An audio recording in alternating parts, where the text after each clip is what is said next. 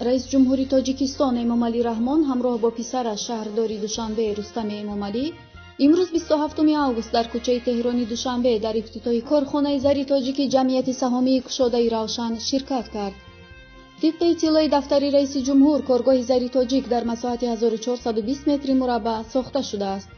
کارگاه از 5 سیخ از جمله مکانیکی، برقی، ریختگری، زرحالدهی، رسامی و دیزاینری، بست و بند و زرگری عبارت است و فعلا 50 نفر به کار دائمی جلب گردیدند و معاش کارگران از 1500 تا 3000 سومانی پرداخت کرده می شود.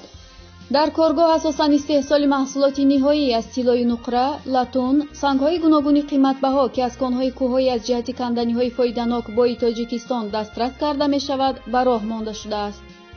در اینجا برابر محصولات تیاری آرایشی برای زنان و بانوان، همچنین در اساس فرمایش میزاجان استحصال هیکلچه‌های گوناگون، نشان‌های سریسینگی، اشیای روزگار و یک قطار محصولات دیگری زرگری با استفاده از نقش و نگار خاص ملی آماده کرده می شود.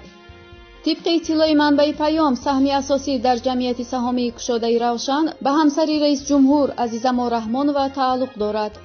عزیزما رحمان و کل بیزنس طلا، صادرات و واردات آن را نظارت می کند.